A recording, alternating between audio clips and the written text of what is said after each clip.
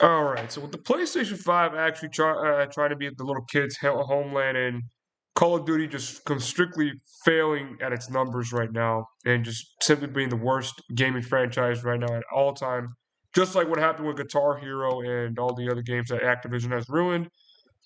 So people have said to me face to face that, hey, you're making a real heavy accusation on this fucking console, and why it's the word, or why it's actually trash.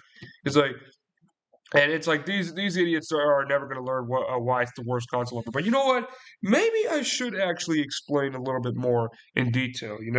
Because I know there's going to be a lot of idiots out there that are going to think that, oh, you don't know what you're saying. You don't know.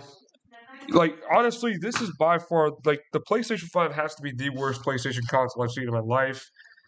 And it's just sad. It's a shambles. Because I used to grow up in PlayStation. PS1, PS2, and also with Xbox as well.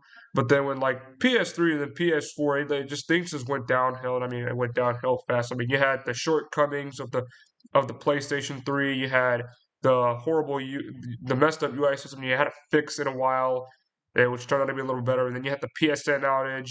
You had the SOE outage, and you had all these ridiculous games that you just brought in that you thought it was, oh yeah, it's going to be the best thing ever. And then here we are with this console, PlayStation 5. Um, the Sony PlayStation 5 is the worst PlayStation console up to date, and there's gonna be I'm gonna give out like many reasons why. Um, I know I might probably say like there may be 3+ reasons, but hey, maybe I'm not finished with what I have to say. So yeah, the first reason I'm gonna actually talk about is the design of this console. Like seriously, why the fuck does it look like a fucking Wi-Fi router that they must have like borrowed a design from AT&T Uverse? Like seriously, why the fuck does this console look like a goddamn router? Now here's the thing. People may say that, oh, what about Xbox? This thing. Well, Xbox they kept it plain and simple. Like you don't need such a big fucking console to prove that you're the king. That you're the king. You're the G. You're the real G. It's what inside that actually counts. Like seriously, you don't need such a big ass fucking console. First off, not to mention it looks like someone grabbed the Google Chromebook and put like a bunch of ass sheets on there. Like that's what this console is. Like the PlayStation 5 is just fucking ridiculous. Size is too big, and it just takes up too much space. Like for what reason? Seriously, for what reason? Like you see that there's a reason why I didn't really bought this console. You could easily buy this console used, and you could just take it back with you before the 7 days. And less than 7 days is all you need with this damn thing. So yeah, this console was too damn big. Took up nearly a bunch of room. I had to place it somewhere. You have to place it somewhere that you can't even. You have to put it like in like a big spot, or like maybe a secluded spot. But yeah, this console just a waste of space, dude. And like I said, I did bought the Xbox Series S simply because I just wanted to like play the games that it had on there on Game Pass. And trust me, the Series S actually has is actually small in size, but it's really actually good with its loading times and stuff like that. So it's like, why should I buy a console that takes up too much space? Yet, yet I can go buy a smaller version of the console another console and just have the same but possibly better effect. That's just so stupid. Like Sony is just failing at their things.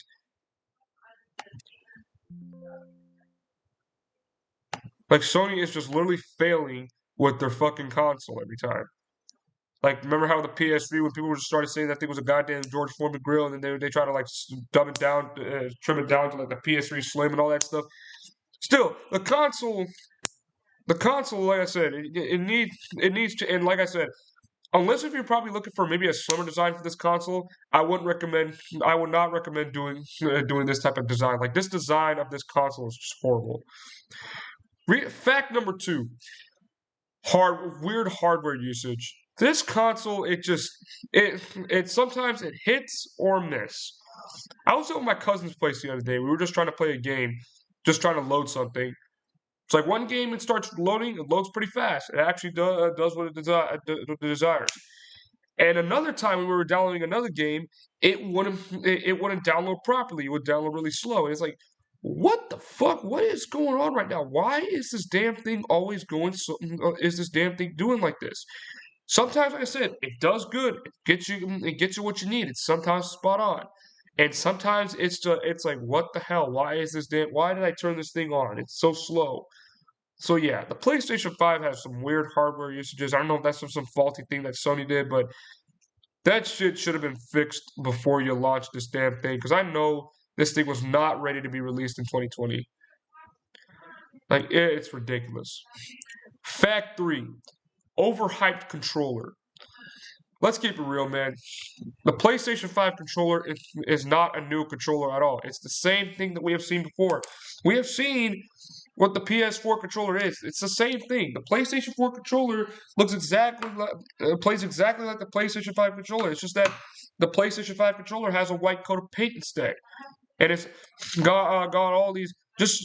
It's just it's just basically the PS4 controller with minor differences. It's all it is. You got a built-in microphone, but then you get this headphone jack. It's like, come on, man. Let us use a regular headphone jack and just use that instead. Why the fuck do we gotta use some built-in microphone on the controller? But then again, like I said, some of our people get lazy when trying to pick up a microphone anyway. So whatever. Yeah, the PS5 controller. People were going around saying that this thing is like the best thing ever, the best motherfucker ever. Like it's the best thing in the universe. And it's like no. It's like no, dude. It isn't. The PlayStation 5 controller is not the best controller, man. You could find any other controllers that are way better than this. Hell, you could go back to the PlayStation 2 controller. Those controllers were actually pretty good. And those were like retro gen. Like I said, it's not just comparing only by one platform or another. There are many other fucking controllers that could be way better than the PlayStation 5. You got the Xbox Series S, you got the Xbox One, you got the PlayStation 2, you got the improved mouse and keyboard. Like, you got many different controllers to choose from. It's just not always just one thing. So to say that this is the best console ever, it's quite a heavy thing that you're saying. So yeah, anybody that's saying that this controller is a game changer, they have to be on drugs or something like that. It's like they must have be in some kind of mental illness or something like that, because we know that the PlayStation 5 controller is not the best. Let us remind you that. And just by the fact of it is that the lithium battery also expires at a withstandable time. So yeah, what the heck, dude?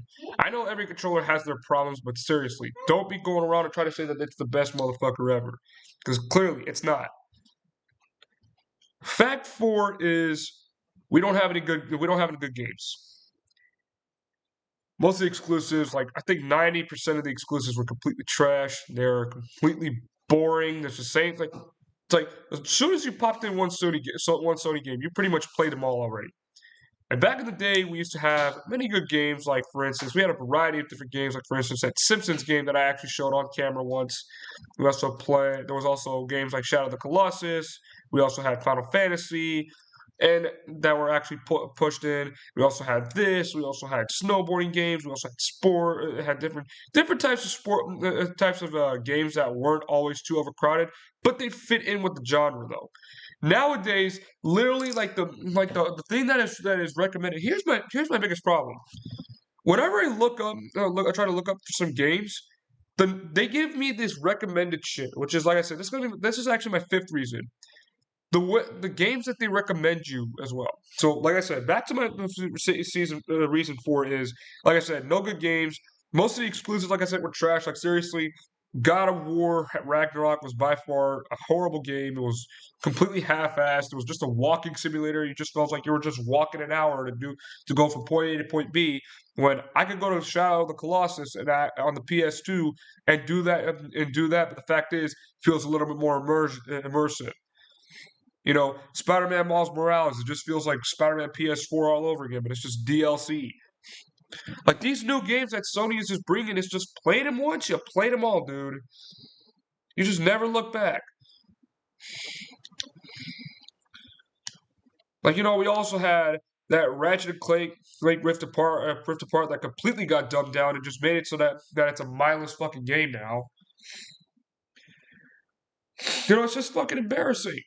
It's fucking embarrassing how Sony continues to keep making shitty product games over and over again.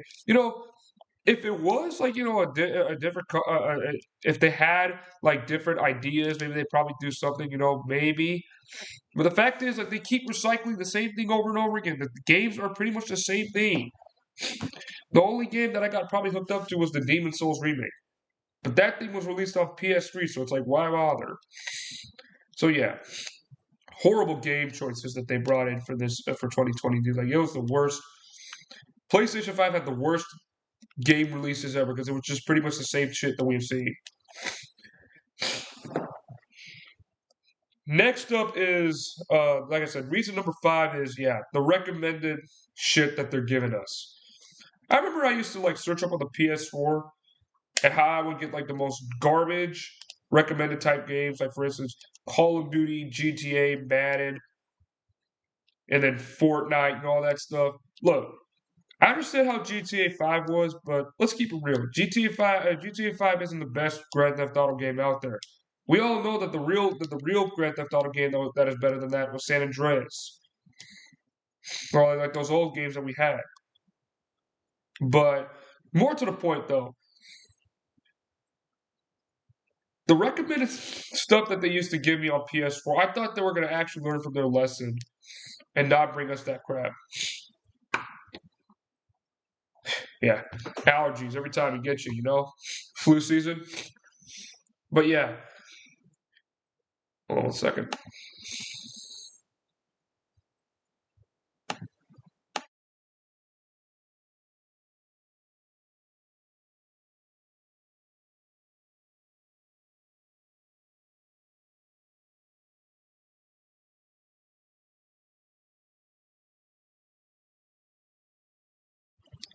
But yeah, the that was what I thought was the last thing that I saw. But what I saw on the PlayStation 5, like me and my cousin were just trying to play this fucking thing. What we saw on the search bar was completely out of line. Like what they recommended us.